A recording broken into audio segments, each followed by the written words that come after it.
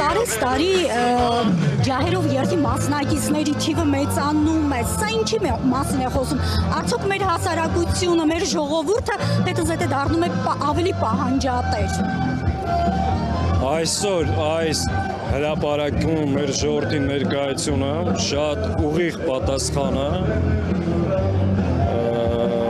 եւ մեր թշնամիներին եւ նաեւ նրանց խամաճիկ Հայաստանի կառավարությանը, ում թվում էր, որ այլևս կարող է փակել Արցախյան էջը կամ ուրանալ հայոց ցեղասպանությունը։ Այսօրվա մեր այս եղանակային պայմաններում մեր ժողովրդի ներկայությունը այս հրապարակում եւ ջահերով երթին դա շատ ուղերձ է նաեւ ամբողջ աշխարհին ու նաեւ մեր թշնամի պետություններին, որ Հայաստանի իշխանությունների հետ փակ դռների հետևում ցանկացած պայմանավորվածություն դա հայ ժողովրդի հետ պայմանավորվածություն չէ։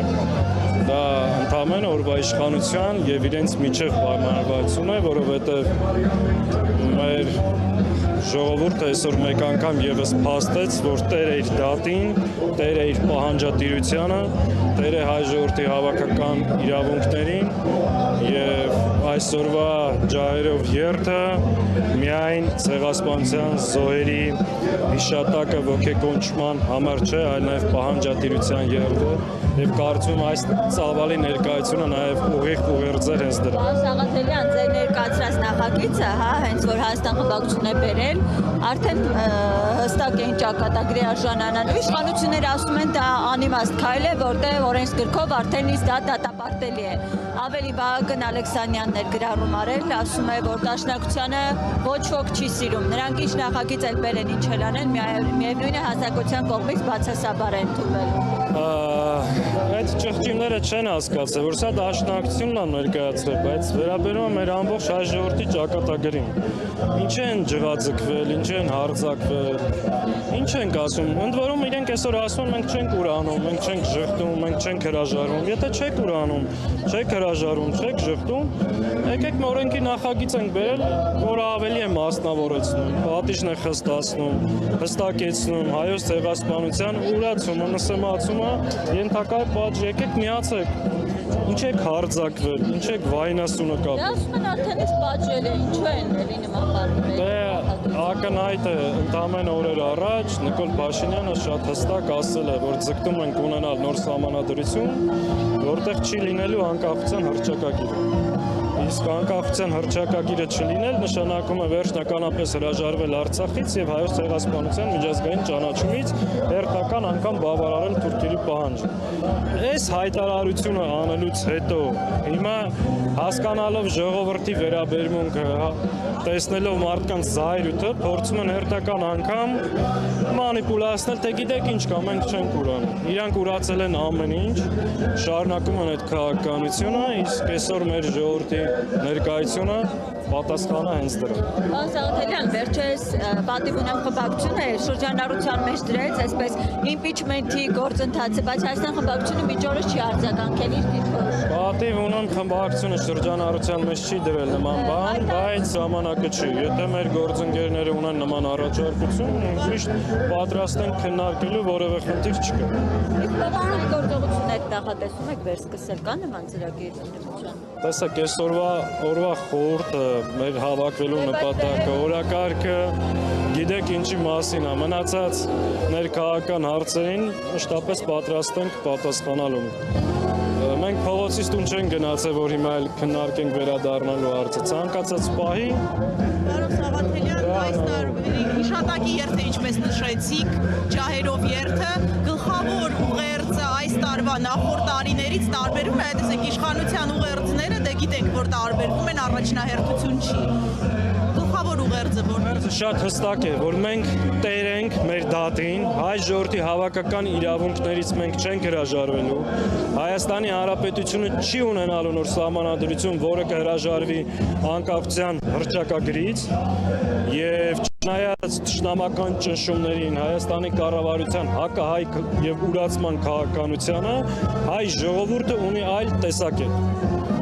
մենք հիշում ենք, չենք կարող մոռանալ մեր ինքնությունը, տերենք մեր իրավունքներին եւ այս ներկայությամբ, այս ծավալը մեկ անգամ եւս դա փաստում է։ Սա է մեր ուղերձը ամբողջ աշխարհին, որ չնայած մեզ ցեղասպանել են, մեր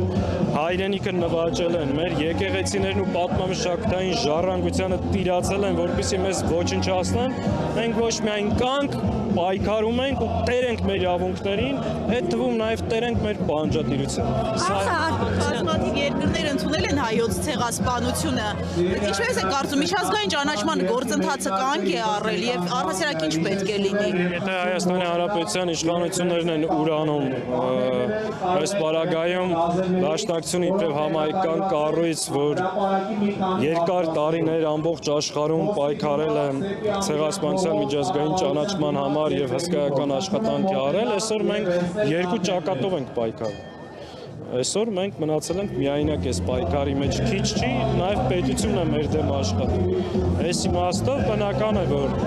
եւ միջազգային ճանաչման գործընթացն է կանգ առել, այս մարդիկ ուզում են ընդհանրապես այս խնդիրը փակեն այս հարցին, չի մասնակցում։ Երբևէ հայոց ցեղասպանությունը կճանաչի, որ դեպքում կճանաչի։ Տեսեք, այնպես պետք է անենք, որ ճանաչի։ Եթե մինչև հիմա չի ճանաչի, դա չի նշանակում, որ պետք է մենք ուրանանք կամ մոռանանք։ Ուրանալ, հրաժարվել այդ պահանջից նշանակում է լվանալ Թուրքիայի այրունոտ ձեռքերը, լեգիտիմացնել այն ցեղասպանությունը, որ իրականացվել է Արցախում եւ Արևմտյան Հայաստանում մեր նկատմամբ։ Չխոսել այդ մասին, չբարձրաձայնել, չպայքարել նշանակում է